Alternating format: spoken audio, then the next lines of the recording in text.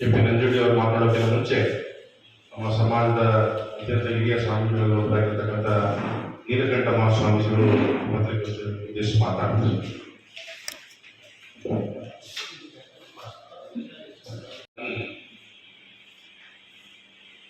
ಅನೇಕ ಹೋರಾಟಗಳನ್ನು ಮಾಡಿ ಆ ಮಗುವಿಗೆ ಸಿಗಬೇಕಾದಂಥ ನ್ಯಾಯಾಲಯದ ಅಡಿಯಲ್ಲಿ ಸಿಗಬೇಕಾದಂಥ ಹೋರಾಟಕ್ಕೆ ಬಹಳಷ್ಟು ನಮ್ಮ ಸಮುದಾಯದ ನಾಯಕರಾಗಿರ್ತಕ್ಕಂಥ ಕೆ ಪಿ ನಂಜುಂಡಿ ಅವರು ಇಷ್ಟು ವರ್ಷಗಳ ಕಾಲ ಹೋರಾಟ ಮಾಡಿ ಆ ಮಗುವಿಗೆ ಒಂದು ಉತ್ತಮವಾದಂಥ ಜೀವನವನ್ನು ಕಲ್ಪಿಸಿಕೊಡ್ಬೇಕು.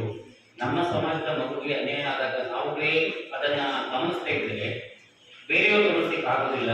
ಆದ್ದರಿಂದ ನಾವು ಸಮಾಜದ ಮುಖಂಡರಾಗಿರ್ಬೋದು, ಸಮಾಜ ಸ್ವಾಮೀಜಿಗಳಾಗಿರ್ಬೋದು, ನಾವು ಎಲ್ಲರೂ ಸಹ ಸೇರಿ ಆ ಮಗುವಿಗೆ ಕಾನೂನುಬದ್ಧವಾದ ಅಡಿಯಲ್ಲಿ ಸಿಗಬೇಕಾದಂಥ ನ್ಯಾಯಕ್ಕೆ ಹೋರಾಟವನ್ನ ಮಾಡೋದಕ್ಕೆ ನಾವೆಲ್ಲ ಸಿದ್ಧರಿದ್ದೇವೆ. ಕರ್ನಾಟಕದ ಸಮಸ್ತ ಸ್ವಾಮೀಜಿಗಳು ಮತ್ತು ಎಲ್ಲ ಮುಖಂಡರು ಆ ಮಗುವಿನ ಪರವಾಗಿ ನಿಂತು ಆ ಮಗುವಿಗೆ ನ್ಯಾಯ ದೊರೆಯುವವರೆಗೂ ನಮ್ಮ ಕಾನೂನುಬದ್ಧವಾದ ಹೋರಾಟವನ್ನು ಮಾಡಲಿಕ್ಕೆ ನಾವು ತಯಾರಿರ್ತಕ್ಕಂಥದ್ದು ತಿಳಿಸಿದ್ದೆ. ತಮ್ಮೆಲ್ಲರಿಗೂ ಇದರ ಪರವಾಗಿ ಕಾರ್ಯಕ್ಕೆಂದರೆ ಎಲ್ಲ ಒಂದು ನ್ಯಾಯಾಲಯದ ಹೋರಾಟಕ್ಕೋಸ್ಕರವಾಗಿ ಪತ್ರಿಕೋದ್ಯಮ ಬಹಳ ಮುಖ್ಯವಾದಂತಹ ಪಾತ್ರವನ್ನು ವಹಿಸಿದೆ. ಆದರೆ ತಾವು ಸಹ ನಮ್ಮ ಸಮಾಜದ ಮಗುವಿನ ಒಂದು ಕಾನೂನುಬದ್ಧವಾದಂತಹ ಒಂದು ನ್ಯಾಯದಲ್ಲಿಗೆ ತಾವೆಲ್ಲ ಪ್ರೋತ್ಸಾಹ ಮಾಡಿ ಸಹಕರಿಸಿರತಕ್ಕಂಥ ಭಾವನೆಗಳೊಂದಿಗೆ ತಾವೆಲ್ಲರೂ ಒಳ್ಳೆಯದಾಗಿ ಅಂತೇಳಿ ನಾವು ಪುತ್ತೂರಿನ ಪೂಜಾ ಆಚಾರ್ಯ ಅವರ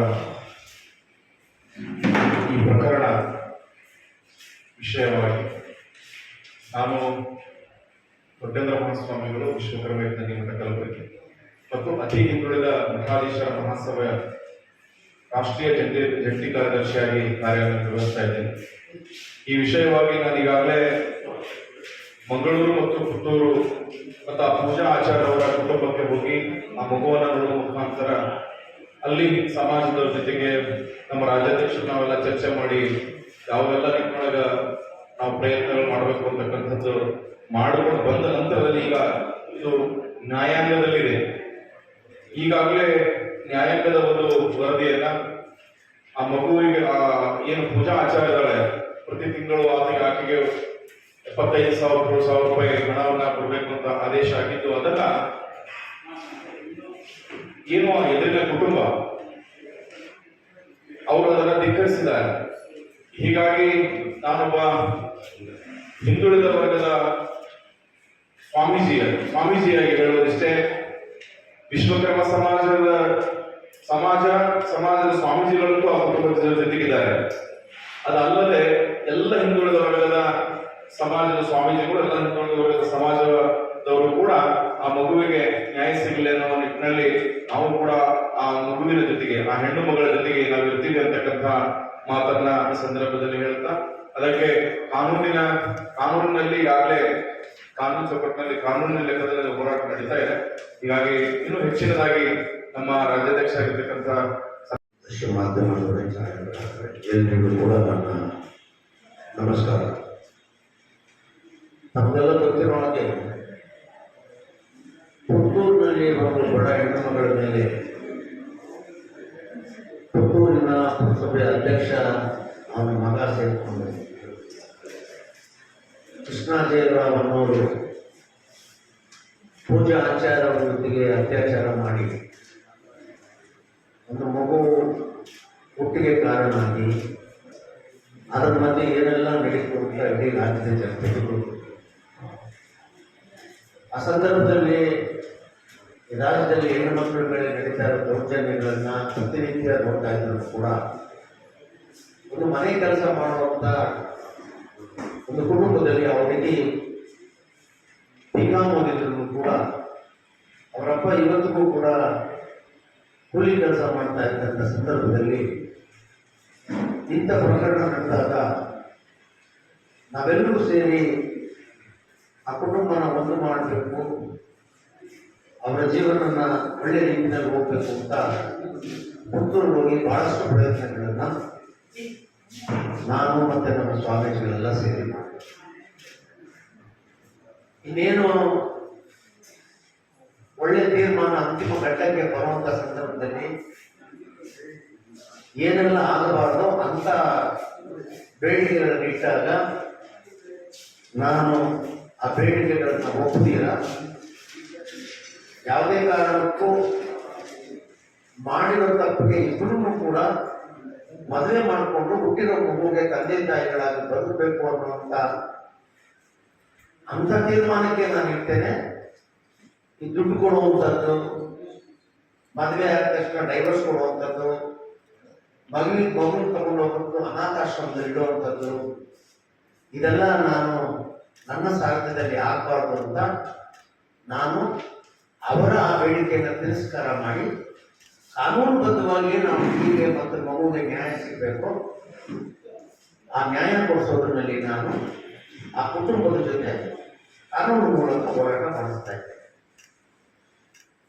ಅಂತರ್ಗತವಾಗಿ ಯಾರ್ಯಾರೇನೇ ಮಾತಾಡ್ತಾ ಇದ್ದಾರೆ, ನನಗೆ ಅದು ಸಂಬಂಧ ಇಲ್ಲ. ಕಾನೂನಿಗೆ ಸಂಬಂಧಪಟ್ಟ ರೀತಿಯಲ್ಲಿ ನಾನು ಹೋರಾಟ ಮಾಡ್ತಾ ಇದ್ದಂಥ ಈ ಸಂದರ್ಭದಲ್ಲಿ ಆ 3 ಜನ ಕೃಷ್ಣ ಜಯರಾವ್ ಅನ್ನುವಂಥ ಏನು ಆರೋಪಿ ಇದ್ದಾನೆ, ಆ ಮಗುವಿನ ತಂದೆಯಾಗಿದ್ದಾನೆ, ಅದೇ ಸಾಲಲ್ಲಿ ಆರೋಪಿಗಳಾಗಿ ಕೃಷ್ಣ ಜಯರಾವ್ ಅವರ ತಂದೆ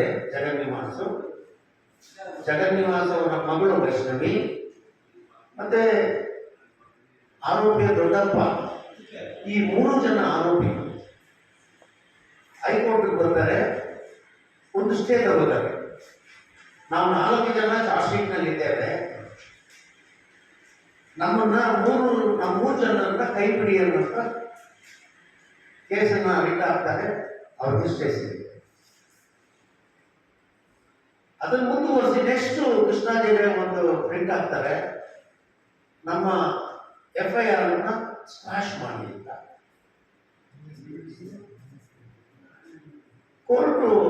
ಹೈಕೋರ್ಟ್ ಏನ್ ಮಾಡುತ್ತೆ, ದೀರ್ಘವಾದಂಥ ವಿಚಾರಣೆ ನಡೆಸಿದ್ದೆ. ಅದನ್ನು ನೀವೆಲ್ಲರೂ ನೋಡಿರ್ತೀವಿ. ಈ ದೇಶದಲ್ಲಿ ಯಾರು ಕೊಡದಿರುವಂತ ಒಂದು ಜಡ್ಜ್ಮೆಂಟ್ ಅನ್ನ ತನ್ನ ನ್ಯಾಯಾಲಯದ ನ್ಯಾಯಾಧೀಶರು ಈ ಪ್ರಕರಣದಲ್ಲಿ ಆರೋಪಿಗೆ ಮತ್ತೆ ಅವರ ಕುಟುಂಬದವರು ಯಾರೇ ಇದ್ರೂ ಕೂಡ ಮಗುವಿನ ಕಲ್ಯಾಣಕ್ಕಾಗಿ, ಅವರ ಜೀವನೋಪಾಯಕ್ಕಾಗಿ, ಮಗು ಮತ್ತೆ ತಾಯಿಯ ಕಲ್ಯಾಣ ಮತ್ತು ಜೀವನೋಪಾಯಕ್ಕಾಗಿ 1ನೇ ತಾರೀಕಿಗೆ ಈ ಕೇಸ್ ತೀರ್ಪು ಬಂದಾಗ 24/4/2026 1/5/26ಕ್ಕೆ 75,000 ರೂಪಾಯಿನ ನೀವು ಅವರ ಜೀವನ ಕೊಡಬೇಕು. ಪ್ರತಿ ತಿಂಗಳು ಕೂಡ 75,000 ರೂಪಾಯಿಗಳನ್ನ ಕೊಡಬೇಕು. ಆಗ ಕೊಡ್ತೀನಿ ಅಂದ್ರೆ ನಾನು ಈ ಪ್ರಕರಣಕ್ಕೆ ತಡೆ ಕೊಡ್ತೀನಿ ಅಂತ ಹೇಳಿ ಅವ್ರು ಒಪ್ಪಿದ ನಂತರ ಸ್ಟೇ ಕೊಡ್ತಾರೆ. ಸ್ಟೇ ಕೊಟ್ಟಂತ ಸಂದರ್ಭದಲ್ಲಿ ಅವರೊಂದು ಅಡ್ಮಿಟ್ ಮಾಡ್ಕೊತಾರೆ. ಆ ಮಗುವಿನ ತಂದೆ ಕೃಷ್ಣ ರಾವ್ ಅನ್ನೋದನ್ನ ಸ್ವತಃ ಅವರು ವಕೀಲರು ಅಲ್ಲಿ ಒಪ್ಕೋತಾರೆ. DNA ಅವರ ಅಪ್ಪನೇ ಕೃಷ್ಣಾಜಿರಾವ್ ಅಂತ ರಿಪೋರ್ಟ್ ಬರೋವರೆಗೂ ಕೂಡ ಆ ಫ್ಯಾಮಿಲಿ ಆ ಮಗುನೇ ನಂದಲ್ಲ ಅಂತ ಇತ್ತು. DNA ಬಂದ ಮೇಲೆ ಆ ಮಗು ನಮ್ದು ಅಂತ ಅಡ್ಮಿಟ್ ಮಾಡ್ಕೊತಾರೆ. ಆಗ ರಿಪೋರ್ಟ್ ಹೇಳುತ್ತೆ, ನಿಮ್ಮಿಬ್ಬರ ಇದಕ್ಕೆ 20 ವರ್ಷದ ಹುಡುಗಿನ ಅವಳ ಕನಸನ್ನ ಚಿತ್ರ ಮಾಡಿಬಿಟ್ಟು ಮಗುನ ಮತ್ತೆ ಮಗಳನ್ನ, ಹೆಣ್ಮಗುನ ನಾವು ನಿರ್ಲಕ್ಷ್ಯ ಮಾಡೋದಕ್ಕಾಗೋದಿಲ್ಲ. ಅವ್ರು 75,000 ರೂಪಾಯಿ ಕೊಟ್ಟರೆ ಸ್ಟೇ ಕೊಡ್ತೀನಿ ಅಂತ ಅದೇ ಪ್ರಕಾರ ಸ್ಟೇ ಕೊಡ್ತಾರೆ. ಆ ಸಂದರ್ಭದಲ್ಲೂ ಕೂಡ ಮಾನ್ಯ ನ್ಯಾಯಾಲಯ ಹೇಳುತ್ತೆ, ಈ ಪ್ರಕರಣ ಒಳ್ಳೆ ರೀತಿಯಲ್ಲಿ ಮುಕ್ತಾಯ ಆಗಬೇಕು ಅಂದ್ರೆ ನೀವು ಮದುವೆ ಮಾಡ್ಕೊಂಡ್ಬಿಟ್ರೆ ಆಯ್ತು ಅಂತ ಅಭಿಪ್ರಾಯ ಪಡ್ತಾರೆ. ನಡೆಯುತ್ತೆ, ಆ ಚರ್ಚೆ ನಡೀತೆ, ನೀವು ನೋಡ್ತೀರಿ, ಯೂಟ್ಯೂಬ್ನಲ್ಲೆಲ್ಲ ನೋಡಿರ್ತೀರ. ಅದೇ ಮುಂದುವರಿಸಿ ಈ ತರ ಒಂದು ಸ್ಟೇನ ಕೊಡ್ತಾನೆ. ಸ್ಟೇ ಕೊಟ್ಬಿಟ್ಟು ಮುಂದಿನ ತಿಂಗಳು 5ನೇ ತಾರೀಕಿಗೆ ಅದು ಡೇಟ್ ಇದೆ, ಬೆಂಚ್ ಬರುತ್ತೆ. ಅಷ್ಟೊಂದು ಇವರು 1ನೇ ತಾರೀಕಿಗೆ ದುಡ್ಡು ಕಟ್ಟಬೇಕು, 75,000 ರೂಪಾಯಿ ಕಟ್ಟಬೇಕು. ಆದ್ರೆ ಇವತ್ತಿನವರೆಗೂ ಕೂಡ, ಇವತ್ತು ನಾನು ನಿಮ್ಮ ಮುಂದೆ ಕೂತಿರೋ ಈ ಕ್ಷಣದವರೆಗೂ ಕೂಡ ಒಂದೇ ಒಂದು ರೂಪಾಯಿನೂ ಕೂಡ ಆ ಹುಡುಗಿ ಅಕೌಂಟ್ ಹೋಗಿಲ್ಲ.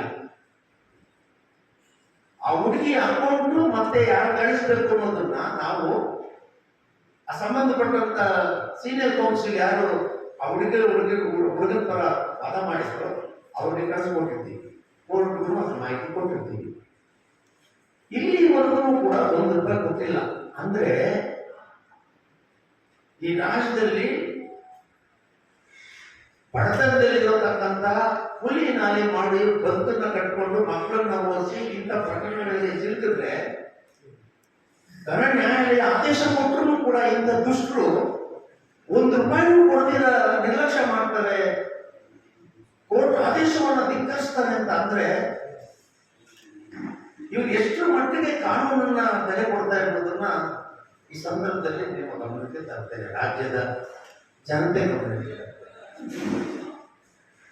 ಇಂಥ ಪ್ರಕರಣಗಳಲ್ಲಿ ಇವತ್ತು ಅವರು ಲಿಟರಲಿ ಮಗು 10 ತಿಂಗಳು ತುಂಬೋಯ್ತು, ಇನ್ನೂ ನಾಮಕರಣ ಮಾಡಿಲ್ಲ. ಇನ್ನೂ ದುರಂತ ಏನಂತ ಹೇಳಿದ್ರೆ DNA ಅವರ ಅಪ್ಪನ ಮಗು ತಂದೆ ಕೃಷ್ಣ ಜೆ ರಾವ್ ಅಂತ ರಿಪೋರ್ಟ್ ಬಂದು ಕೋರ್ಟ್ನಲ್ಲಿ ಅವರೇ ಒಪ್ಕೊಂಡ್ರು ಕೂಡ ಪುತ್ತೂರು ಪುರಸಭೆಯಲ್ಲಿ ಅರ್ಜಿ ಕೊಟ್ರೆ ಆ ಮಗುವಿನ ತಂದೆ ಕೃಷ್ಣ ಜೆ ರಾವ್ ಅಂತ ಸೇರಿಸಿ ಅಂತ ಕೊಟ್ರೆ ಇವತ್ತರೂ ಅವ್ರ ತಂದೆ ಹೆಸರನ್ನ ಅಪ್ಲಿಕೇಶನ್ ನಲ್ಲಿ ಬರ್ತೀವಿ.